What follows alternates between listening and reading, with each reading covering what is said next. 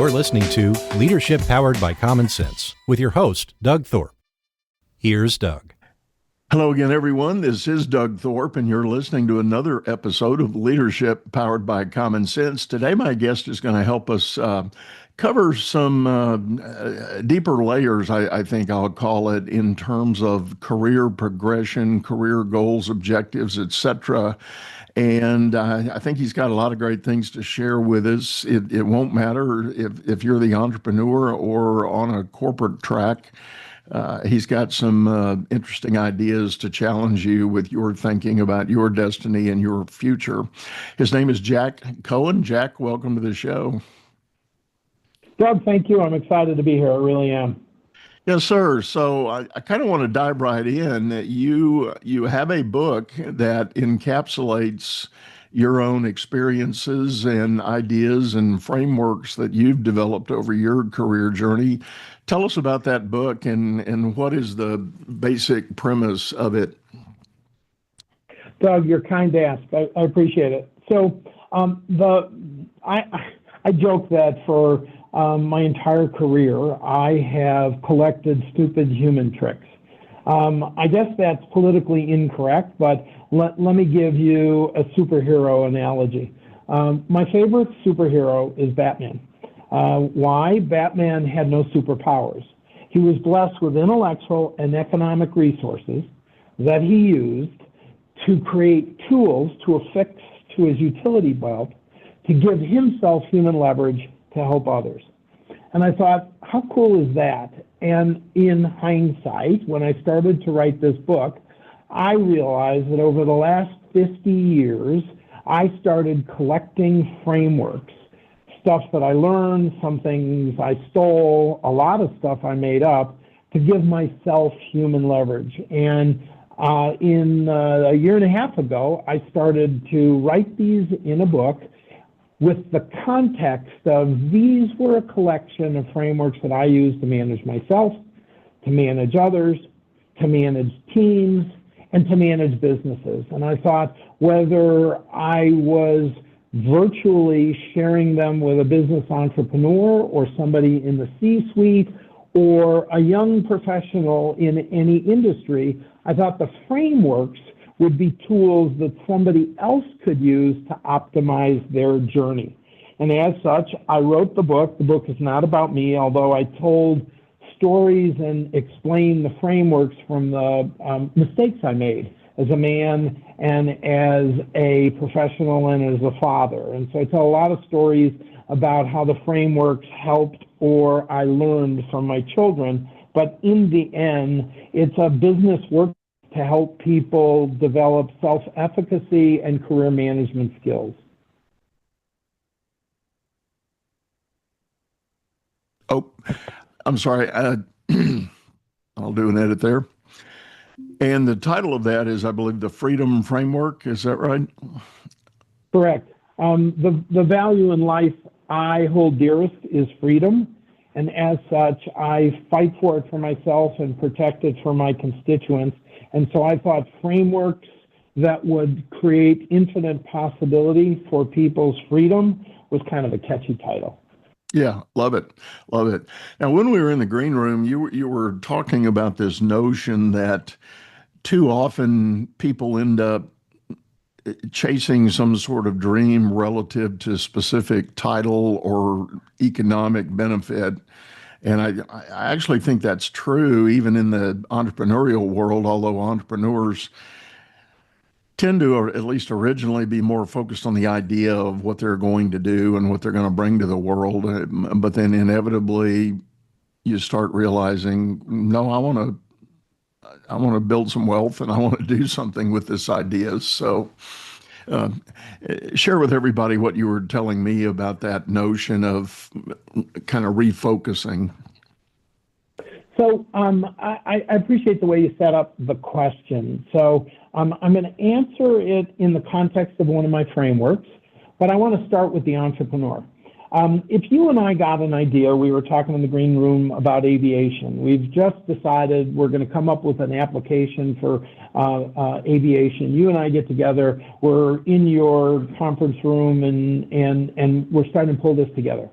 what do entrepreneurs and business builders do is they essentially go from the tyranny of their present and they push the boulder uphill. The last time I was in a gym and somebody put down a heavy dumbbell, I found that pushing a dumbbell didn't work if it was too heavy for me, but I could pull it. As a matter of fact, I don't think I've ever seen a horse push a cart. It always pulls a cart.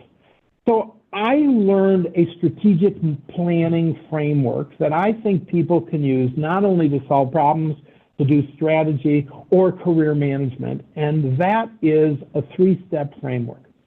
I think what people are missing as they become adults is fantasy. So Doug, as it relates to our app, what intended future do we consider?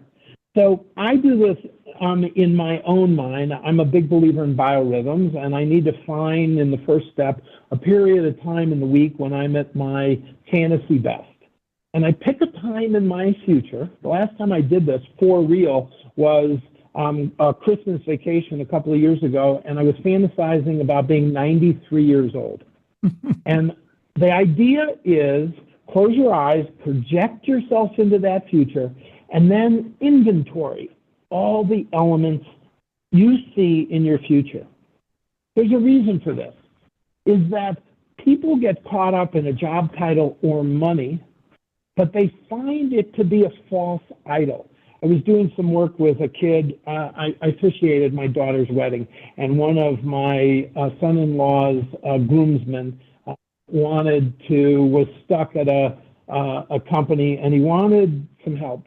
So called me up, and he said, Jack, I'd like to be a CRO. Can you help me? And I said, sure. Just one question. What's a CRO? So he says, Chief Revenue Officer. I said, I'm sorry, what's the issue? Well, I want to work on my path. So I worked him through this framework, and I said, what's it with the CRO? What about this? So he starts talking about the money and the status, and I started saying, so when you have that title, when you have that salary, when you have that status, then what? He said, what? And we started talking about all of the things that would come on to his plate were that to be the case. Some of it he liked, some of it he didn't like. And the conclusion of a couple of sessions later was he realized he could get those elements at another company in another industry. If he let go of the ego around Chief Revenue Officer, he could get the money, he could get the status, he could get the freedom to do what he wanted to do.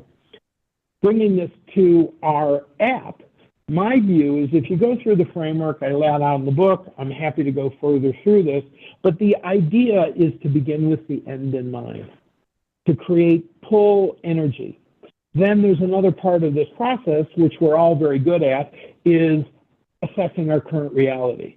Jack, great idea in this app, but we don't have any money. Jack, I have a full-time job. Should I leave my job? Jack, I have 14 kids. I have to put them through college. These are all what I call the tyranny of the present.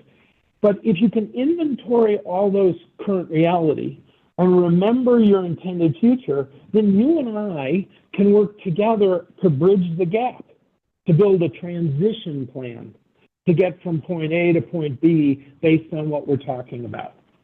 So another metaphor is if my intended future was to open a scuba dive shop in Portugal, and in my current reality, I had a license, I liked scuba diving, but couldn't speak anything other than English, it would be clear that one of the things I have to do before I move to Portugal is to learn the language. It's just so funny to me that most people caught up in their current reality miss the obvious steps that would take them. And I think you see this in managing teams, managing businesses, growing businesses, but more importantly, building strategies for businesses. I think you're spot on. And as you were describing a lot of that, I was thinking back to many of my listeners have heard me talk about this in the 2008, 2010, the giant financial crash we had. I had created and founded a nonprofit to help job seekers. And, people were needing a little bit of psychological assistance, moral boost, and all that to go through this. Because one of the elements of that crash was people that had had 15 and 20-year careers were given a pink slip for the first time ever in their life. They had never seen that before. They didn't know what it felt like. They didn't know how to behave.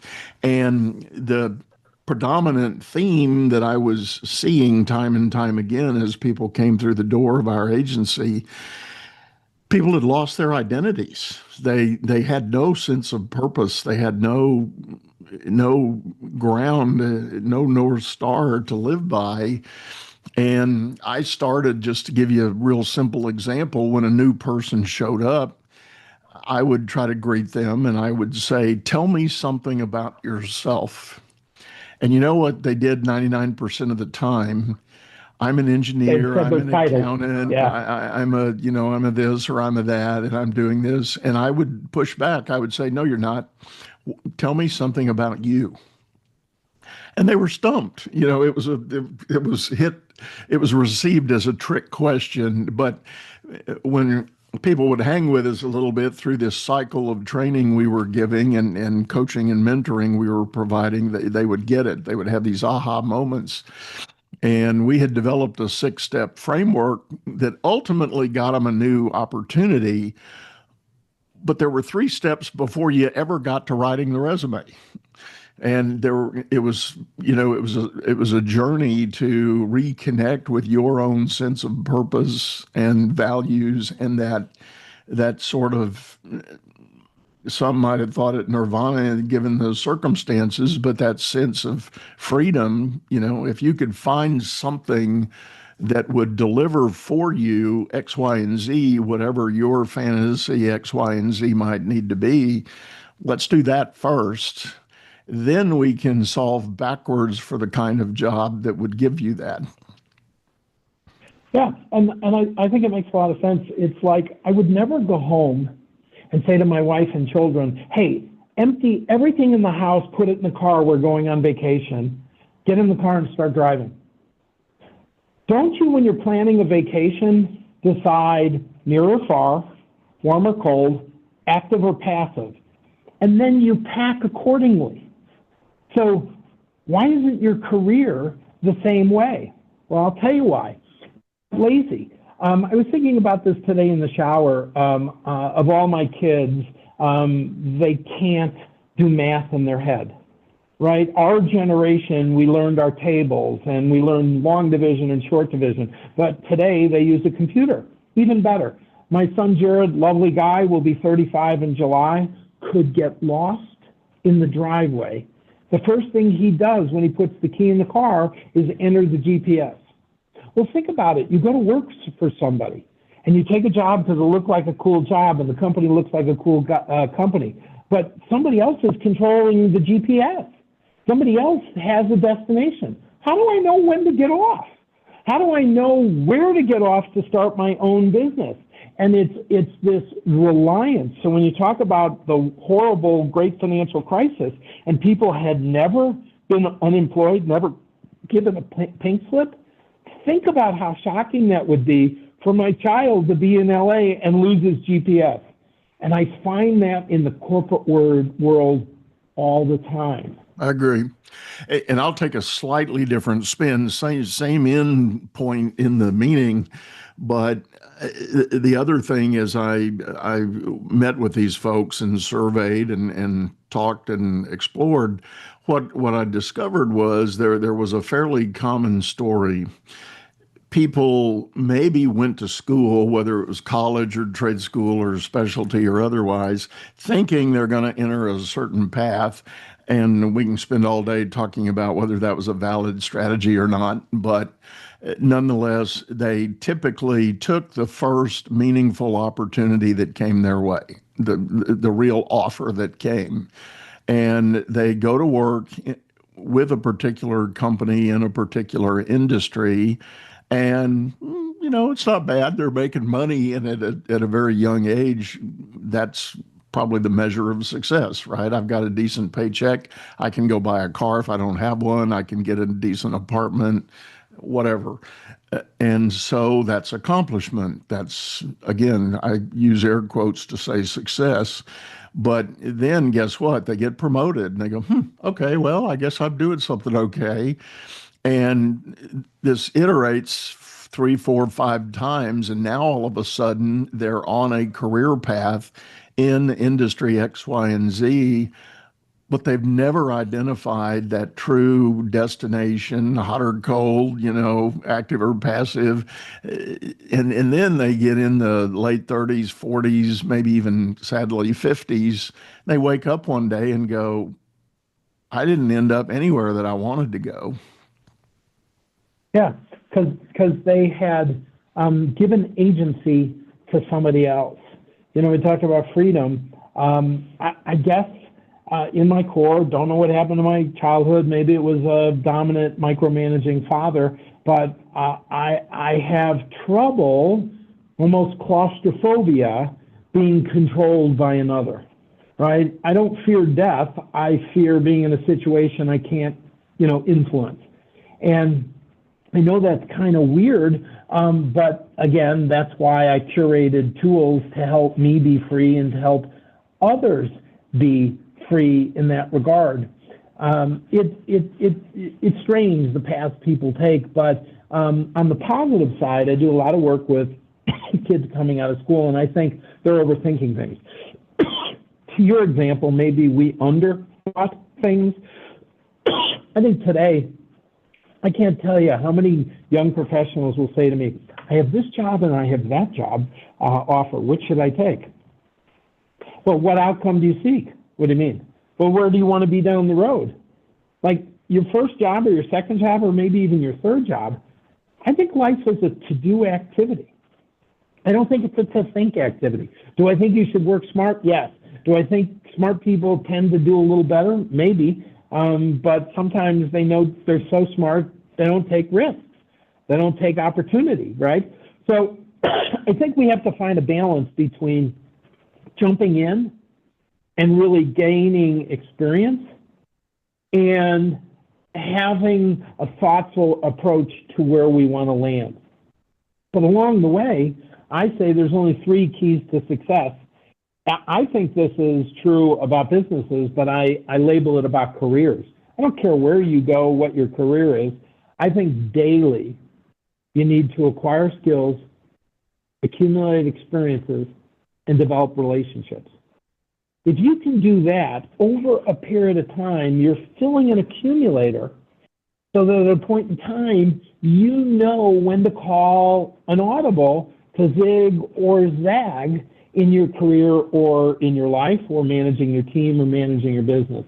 And people don't get it by taking AP courses. They take it by good old-fashioned experience. Right. And on that point, I love the coaching tip that I use with most of my clients, and that is the simple word or phrase, be intentional. And you said it daily, try to accumulate, do things, and I think that's the heart of being intentional, and what that means is don't just wake up and say, yeah, I've got to go to work. Probably here's what's going to happen. I've got this appointment, that appointment. I have to do this thing or that thing. I have this meeting, that meeting, etc. Even if you know that about your calendar, ask yourself the question, what am I really going to try to accomplish at that meeting or in that moment? And if you're a leader, you have to be intentional about the kind of leader you want to be. And you have to be intentional about showing up that way for each of those moments. And whatever leadership skill or ability you need to apply in that moment, you've got to go in with that intentionality of saying, I have said to myself, I want to be a trusted leader. Okay, this meeting is, the trust on this issue is probably going to be called to question. How do we address that? How do we want to talk about that? Well, I think we're brothers from other mothers. I agree with what you're saying. I talk about this concept of be, do, have. What you just said is I want to be a trusted leader, How do I behave in this meeting and then I'll have what I want, right? That's the correct way to approach it. But most people work under a framework of do, have, be. If I do this shitty job, I'll have some money and then I'll be happy. No, you won't, right? That's not being intentional. That's being the tail that is not wagging the dog, but is being wagged by the dog. So I like the way you framed it a little better than the way I did. No, I think you're right. I think we are saying fundamentally the same thing, and it is so important. Now, you also, here in the last 35, 40 minutes, I'm losing track of what we talked about in the green room, what we may have already said here, but you talked about the push-pull dynamic as an issue. Go over that again for us. So I'm thinking about this visually in current reality versus intended future. And my view is people are caught up. Look, everyone does their very best to survive the day and hopefully prosper. That's living in their current reality. When I go to the gym, if some thick knucklehead has left a 100-pound dumbbell on the floor, I don't know that I can lift it. When I go to push the dumbbell, it doesn't work. But if I turn around and pull the dumbbell, then I have the energy to be able to do that. In point of fact, I don't think I've ever seen a cart being pushed by a horse. Horses pull carts. So this concept of be, do, have is like beginning with the end in mind. Create pulled energy. The only way I know out of my current reality is through it. I need to create pull energy in order to have the freedom and the clarity to know where to go. I'll give you a silly example as it relates to businesses. You spend enough time around entrepreneurs and businesses, and everyone thinks about it as like up and to the right, but that's never the case, right? We have peaks and we have troughs, but hopefully we're moving forward in that regard. Too often, people build businesses for where they're at. And when I was building a business for where it was at, one of the questions somebody posed to me was, Doug, should I build the engine for the car or the car for the engine? We talk about leading businesses that are scalable.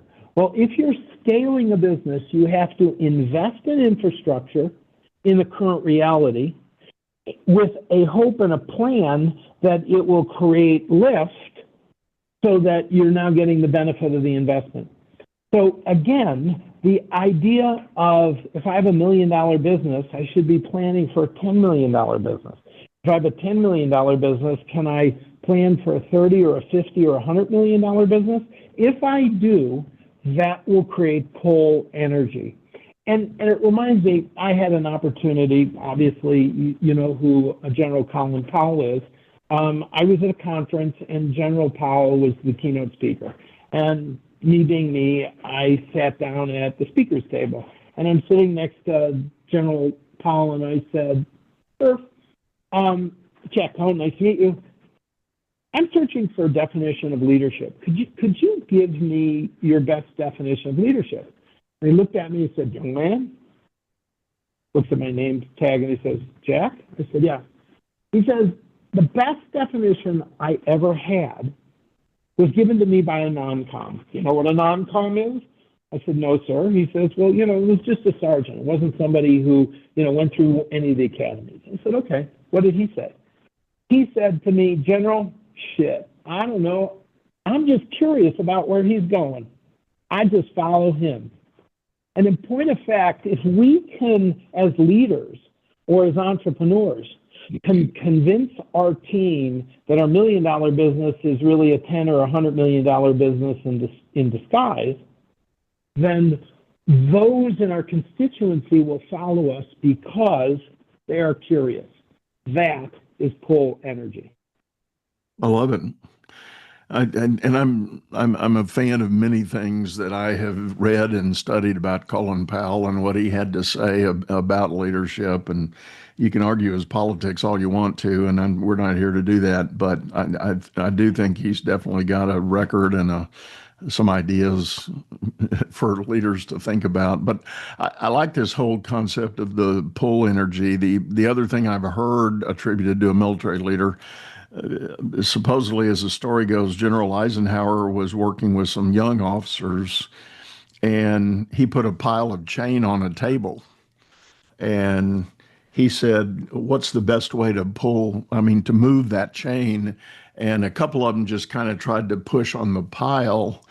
And after a while, it got more tangled and more difficult and kind of scattered. But he demonstrated, he found the end link, and he just started pulling. And next thing you know, it fell into a perfect line and was stretched across the table in a very orderly, efficient, and to your point, somewhat easy to move situation. And it's a great graphic for that pull energy idea to make things go. So let's talk about that again, going back to the entrepreneur, not just the team that the entrepreneur may find, but let's say it's the entrepreneur that has an idea, but now he needs to raise some money to make that happen, go out and do a funding round. How do you think you get those prospective investors to feel that pull energy rather than just another schmuck showing up to ask for money? It's a great question, and right now it's the bane of my existence with the company that I'm working with here in Denver. So somebody taught me a life lesson. I mean, if you said pick one framework, what really was the one that changed your life, I would say context gives meaning to content. So think about this. If you and you've introduced me, there's an audience of 1,500, and at the end of our discussion, you say, Jack, bow, I would automatically bend at the waist. But if you and I were having a couple of beers and we were sitting outside your porch, which happened to sit on the lake, and there was a dock and a couple of boats sitting there, and you said bow, I would automatically look to the front of the boat. Context gives meaning to content. Too few people understanding that run a business understand that those of us who are not in the business don't understand the water cooler talk. Can we, as business leaders going to raise money, simplify what we're trying to do with contextual words? Doug, the reason you should invest with me is because my relationships will give you access, and my skill set will give you a structure that protects you from loss. Access, relationship, skill / structure. I look at VC packages for fintech and proptech, and they're great packages because on a slide, there'll be a cool picture, a lot of white space, and one or two words. But in the real estate world, which is where I spend most of my time, these people think decks, fundraising decks, are offering memorandums. And they take the smallest font to put the most amount of information in there, and the recipient dies in the weight of all of the content. When I try and explain this in a workshop, right, you can imagine a conference room. And in the conference room, everyone's sitting at a table, and every 3 or 4 people, there's a pitcher of water. So I walk up to Doug's place, and I said, do you mind, are you using your glass? Oh, no. And I grab your glass, and I grab the pitcher, and I start pouring, and pouring, and pouring. And what happens? All the water falls out onto the floor. That's how most people present to raise money. Hi, Doug, I got this project, and what I'm going to do is, and the issue here is, and the end result is the person who has the money goes, I don't know where my attachment point is. I don't know what this guy's really asking for. I don't know what the risks are.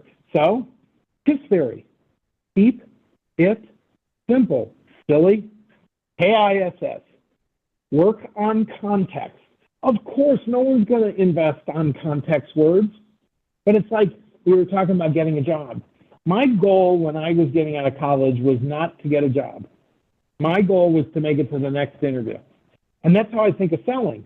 When I go out to sell somebody for financing or whatever it may be, my goal isn't to get a commission check. My goal is to get to the next step. And I think if people would simplify their ask in contextual terms, and the investors will invite them into a conversation and will ask for due diligence. All that shit you want to put in the deck, you need to be invited into the conversation. And that's the mistake people make. They don't get invited in. This is push versus pull, remember? If I can't stand in front of an audience and say, I'm very funny. That's kind of offensive to an audience member. But if I make them laugh, I pull them into the conversation. What all of us want on a date, in a job interview, in a fundraise, is to be invited back into the conversation. As you're saying that, I was thinking about something I told my kids as they were coming of age and thinking about the whole dating scenario. They would get all spun up. Oh, I've got a chance to go out with this person, and I'm going, time out. You're all worked up. And I encourage them to consider this. You know, the one objective of the date is to go on a second date. Agreed. You're not going to buy the house and get the picket fence and the 2 dogs and the 3 kids and all that stuff that just absolutely confuses the question. You're not there yet. You got a long way to go, get there. But you know, that I think that same is true, and I'm also thinking of the phrase that comes from the sales world: "A confused mind says no." And very good. And I teach that to my leadership clients, that as a leader, one of your primary jobs, you can argue, again, I like your idea of context. Context is going to tell you what the top 5 list really is, but somewhere on that top 5 list ought to be the notion of creating clarity for the people around you.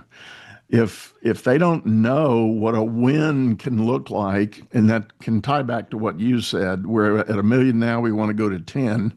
Okay, well, talk about the clarity. What is the path to get there? How can we move forward? What is the next step?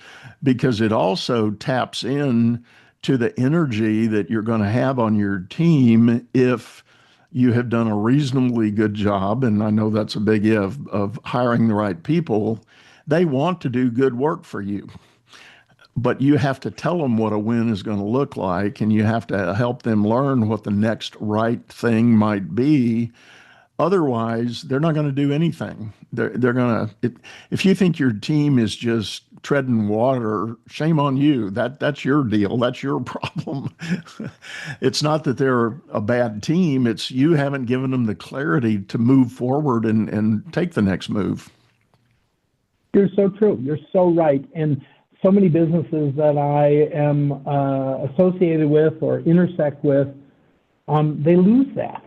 It's almost like they're mad. They can't believe that John said such and such. Really? Like, when your children came out of the womb, did they know to say please and thank you? Did they know to wash their dishes after dinner or to clean up the room? They were given norms. They were given beliefs and values that drove their thoughts, which drove their actions. How many businesses actually think about that? No. What I want to do is I'll hire all the people that are kind of like me. Well, how do you know they're kind of like you? What are their beliefs? What are their values? What are their thoughts? And then you'll know what their actions will be. But then you have 50 or 100 people working off of their own software. We as leaders need to create a corporate ethos, rules of engagement, behavioral norms. That's what you did with your significant other raising children. Why don't we do that in businesses? It's that simple. Yeah, I love it. Well, Jack, we're about up on time for today, sir. I really appreciate your input. Tell folks the best way to get a hold of you. I really appreciate it. You can find me. I'm on LinkedIn, Jack M. Cohen. I have a website, a personal website, Dark Knight Ventures, and I'm easily found in the marketplace. Please, anyone can reach out to me for any reason. I'm here to help you optimize your journey. Wonderful. And I love the web domain, Dark Knight Ventures. You're back to your tie to your Batman hero. Very good. Yes, sir. Love it. Yes, love sir. it. Well, good. Well, folks, we'll have those links in the show notes as always, and feel free to reach out to Jack. And if you want to reach out to me for help in your own leadership journey, I'm simply at dougthorpe.com. I do want to mention that I am now owner of a great piece of technology called Big Five Performance. It is a SaaS platform that we're using to help companies align with every member of your team.